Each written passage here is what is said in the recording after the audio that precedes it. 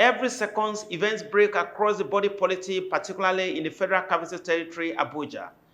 This is a weekly program where we try to relive to your living rooms those events and issues which have shaped the thoughts of many in the outgoing week. This is Abuja Dispatch, and my name is ABUJA Arogbodo. Let's start off with those stories that made up our news headlines in the last 7 days.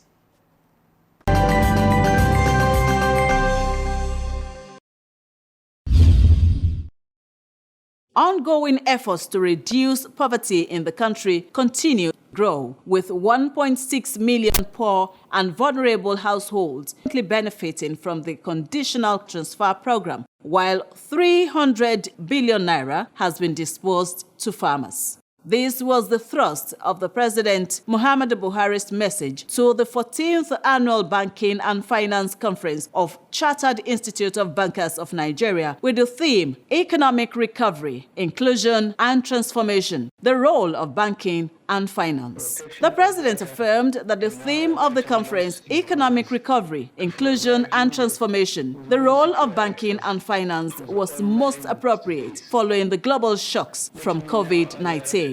Other stakeholders called on the financial institutions to drive value creation by developing new technologies and scaling payment infrastructure to serve the diversified economies. Speaker of the House of Representatives, Femi Gbajabiamila, has said that federal government will continue to take action as required to address statutory deficiencies that limit the ability of the national security apparatus to respond effectively to the myriad manifestations of insecurity in the country. Gbajabiamila stated this while delivering his welcome address at plenary after a 13-week recess embarked on. The Speaker had expressed worries over the state of insecurity in the country, stating that it remains an overwhelming threat to the nation and a hindrance that further delays the attainment of the critical development objectives necessary to put the country on the path to peaceful prosperity. President Muhammadu Buhari has declared his administration's commitment to use football for the development of the girl child, inspiring young people to have rewarding careers in the game.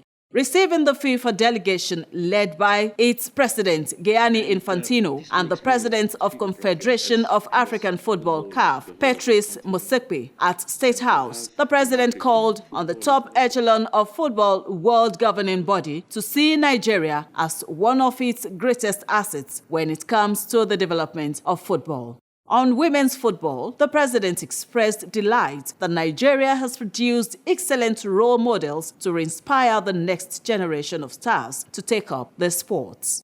FIFA President Infantino renewed the body's commitment to support the development of football in Nigeria, pledging to strengthen its partnership with the Nigeria Football Federation.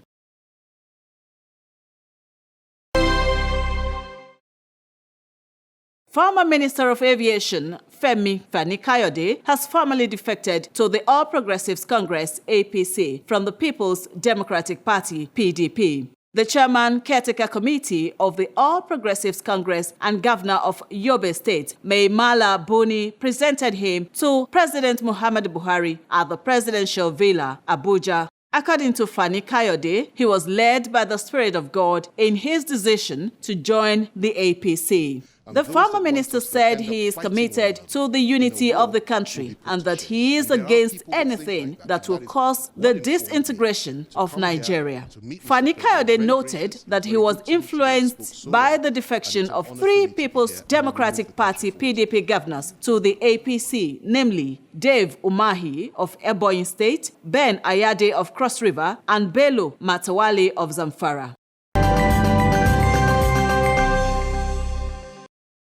Welcome back.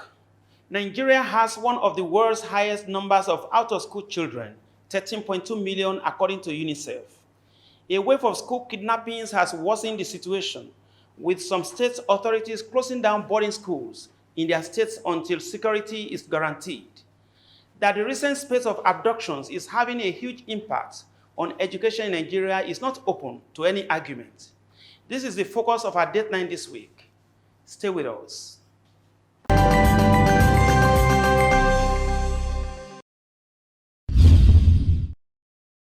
The Nigerian education system is in deep crisis on multiple fronts, including areas of access and quality. With the nation's education system still recovering from the devastating effect of the prolonged school closure from COVID-19, adding insecurity concerns to the basket of challenges could lead to its irrecoverable collapse. However, the recent spate of mass kidnappings of school children arguably represents the gravest threat and crisis to the education system. The northern states form mostly parts of the educational disadvantaged states in the country, whereby if you look at the statistics of out of school children in the country, they contribute more than 70% to that number. And I think that has preempted interventions by government and other international development partners to come up with various strategies like cash transfer and other initiatives to motivate parents to bring their wards to school. In less than 3 months, between December 2020 and March 2021, more than 600 children have been kidnapped while in school in 3 separate incidents. More worrisome is the fact that the heightened insecurity is predominant in the northern Nigeria, which is already the most educationally disadvantaged region. Sincerely speaking, we here in Katsina State are in a terrifying condition. We don't see the value of the government, in fact. I have a younger brother and a child taken along by the kidnappers. I am from Danja, Katsina State, and I have been in this school since dawn, and yet there is no update. Of the estimated 10.5 million out-of-school children in the country, 69% come from the north, where cultural practices and economic deprivation limit children's active participation in school, particularly females. Now, with the spate of recent school kidnappings, community and parental trust in the education system could shrink significantly, and the problem of access to quality and equitable education could become severely amplified. I ran into the crowd. They couldn't get me. Then I put my clothes upside down so that they could not see me. From there, they said they would kill whoever is trying to escape. Then I began to run, climbing one rock to another through a forest. For someone like me that has visited this part and I've seen what it takes for these development partners to encourage people. Imagine, you begin to wonder if you're in Nigeria where they still pay you 5,000 naira to bring your ward to school. That tells you how bad the situation is. Because those ones don't believe in that. They also cite maybe issues of religion and ethnicity and stuff like that, that also makes it difficult for them to send their children to school. So in that kind of somebody that you are now forcing, somebody that you are now like coming up with incentives, giving putting in place policies that will make them send their own wards to school. Then we're not talking about in this phase of kidnapping and the rest. I wonder what it would take to convince that man. Preventing more kidnappings should be the priority, not only for the welfare of potential future victims, but also with a view to salvaging any remaining public confidence in the safety of schools and avoiding further insecurity-related dropouts. What the federal government is doing is not enough, and Mr. President has failed us. Mr. President shows no sympathy over this matter. I don't think the issue of ransom for money is on the table, should not be on the table. Should not. We don't pay kidnappers money because it's an encouragement. You don't pay. Nigeria continues to suffer from perennial multi-pronged insecurities, ranging from terrorism to the violent, ethnically induced herder-farmer communal conflicts over agricultural land, which kill several thousands of people yearly. Without a comprehensive strategy to deal with a persistent state of violence, including a coherent plan to regain control of Nigeria's ungoverned spaces, imagining a safe space for education is difficult. For it to be that we have a major tragedy of abduction of hundreds and hundreds of students once again in the country is an indication that we learned no lessons from the previous tragedies. There is something called the Safe School Initiative.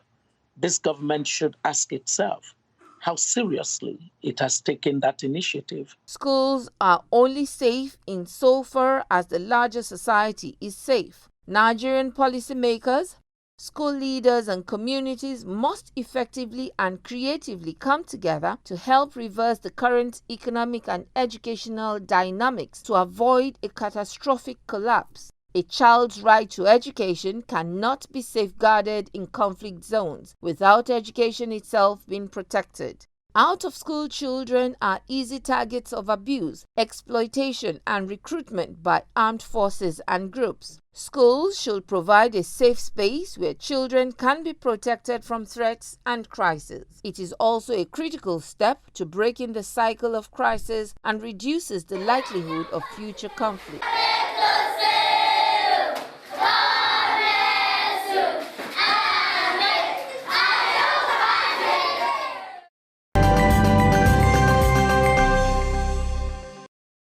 Welcome back. On our next segment, Split Views, we serve you the concluding part of our interview with the National Commissioner of INEC and Chairman Information and Voter Education, Barrister Festus Okoye. Stay with us again.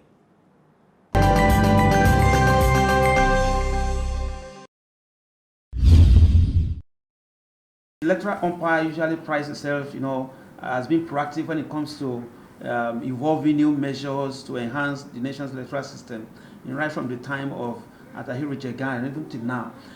One would have expected that right now the electronic transfer of results will be in the pipeline. What is the latest stance of the commissioner? Look, this agency, this particular commission is far ahead of other agencies and other organs of government in terms of the deployment of technology for its work. We have deepened the use of technology in the electoral process, and I think that Nigerians have acknowledged the fact that the commission has gone very far. In terms of political parties and the conduct of party primaries, before this period, political parties will conduct their party primaries, and they will come to the premises of the commission to come and submit the physical forms of or the personal particulars of their nominated candidates. Sometimes there will be factions in political parties. A state branch will come with their own, the national will come with their own, and some other individuals will come with their own. And sometimes you have fights in the premises of the commission. But what we have done is that we introduced an online nomination portal. So at the end of the registration, at the end of party primaries, we give an access code to only the national chairman of the party. And then they upload the personal particulars and list of their nominated candidates online. So there's no interface between us and the political parties. We have also done the same for domestic election observers. We've done the same for the media. The media applies for accreditation online. Now, for political parties submitting the list of their poll agents, we are, in the next few weeks, we are going to also roll out an online portal through which they can do that. And then, as you also know, we have also been uploading from EC8A, or the polling unit result, through our online viewing portal for public viewing. And these things are in real time. So I think that things are changing in the commission. And hopefully, we are looking at a situation where we can introduce electronic voting machines in the electoral process. And we are working towards procuring at least 200,000 electronic voting machines to service all our polling units. And as you know, as of today, Nigeria has a total of 176,846 polling units. And we intend to deploy to all these polling units.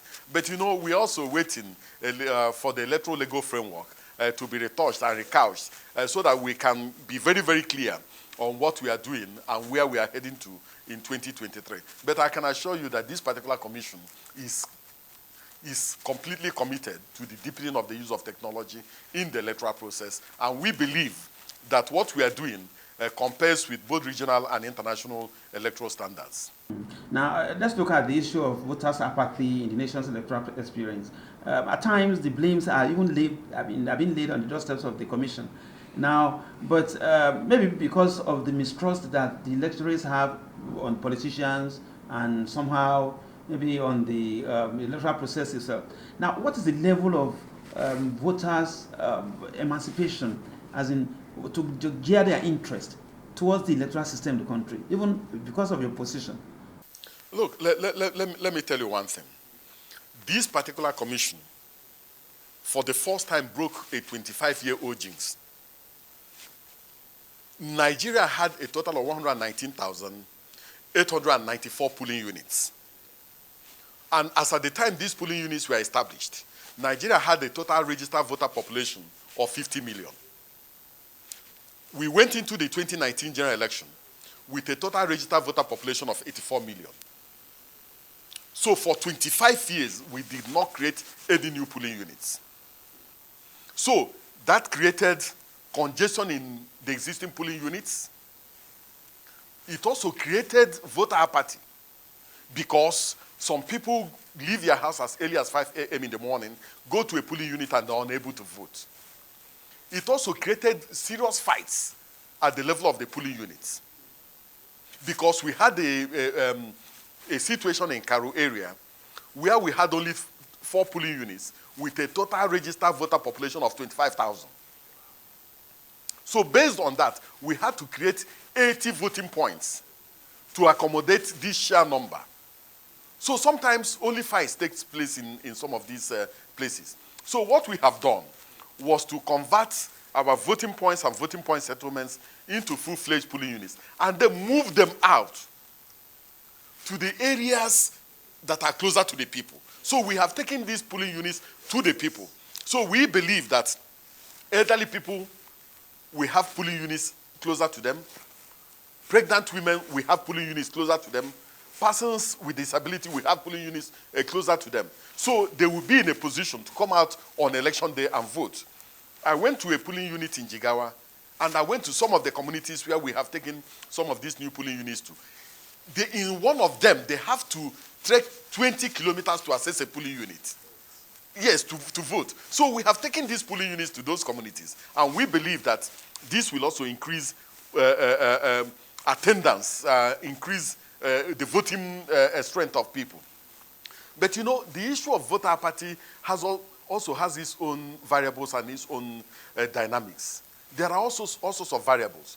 Now we have introduced the online registration portal, and we believe that so many of our youths will utilize this opportunity to register. And this may also increase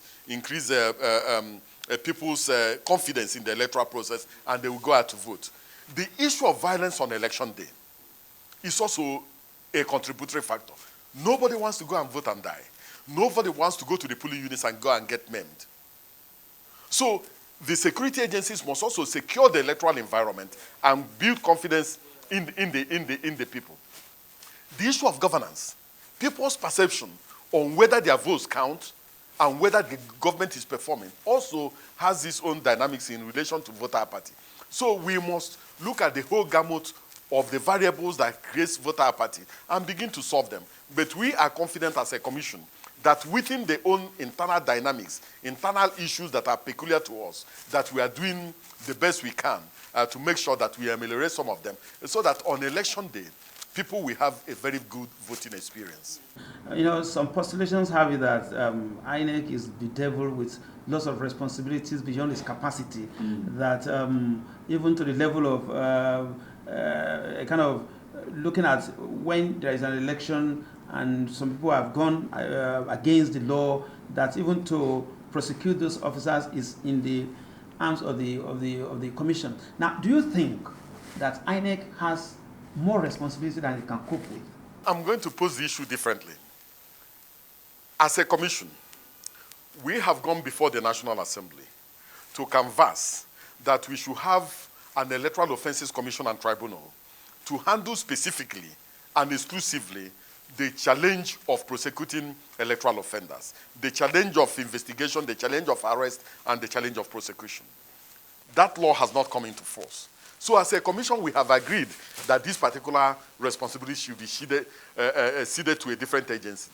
But on the other hand, You go out there, you hear the Nigerian people saying, yes, we agree that INEC has more responsibilities, but we also want them to take the responsibility of conducting local government elections. So while people are saying that the INEC is overburdened, Nigerians are also saying that because of the improvements that have taken place in the commission, that they want the commission to take their responsibility. And we are saying no.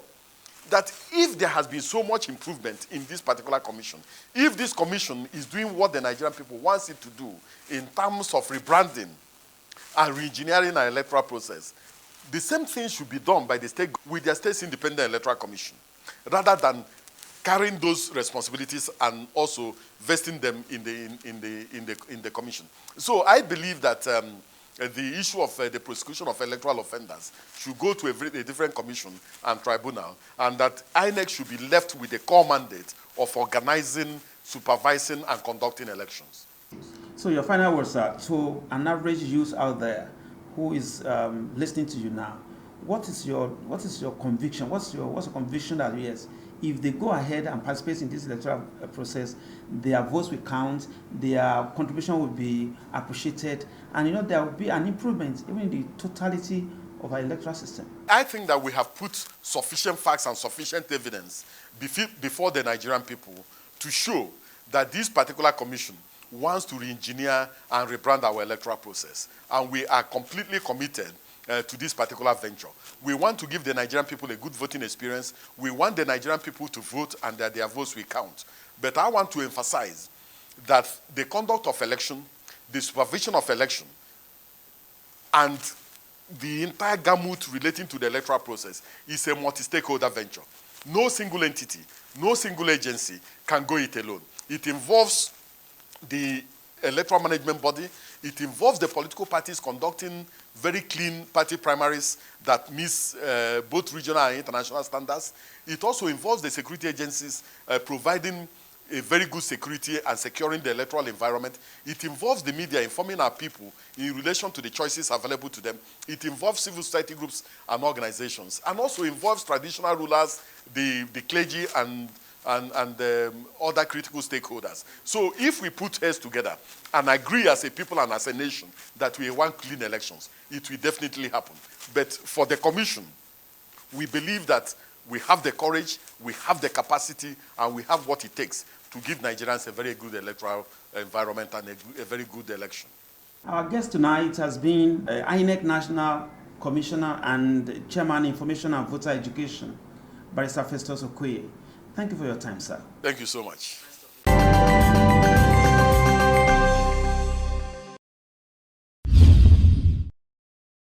We've had the misfortune of experiencing 2 recessions in about 4.5 years, largely due to external shocks, notably from the oil sector and now from the health sector with COVID-19.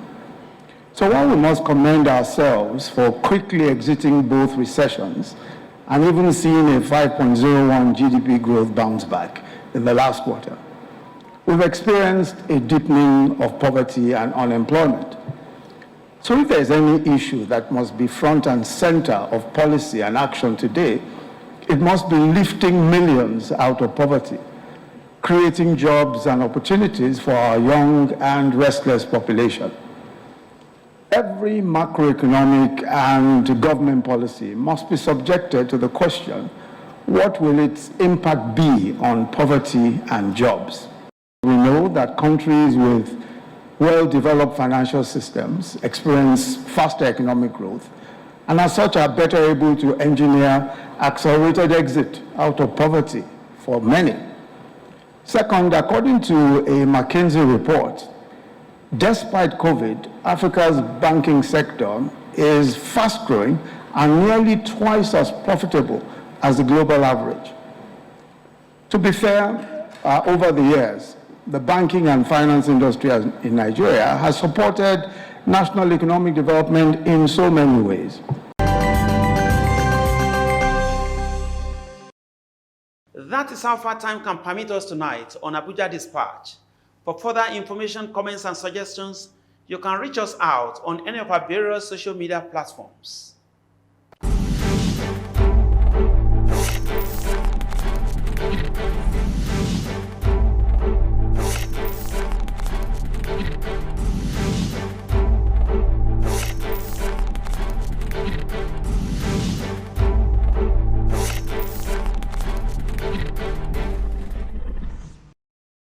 Thank you for giving us your time tonight on Abuja Dispatch.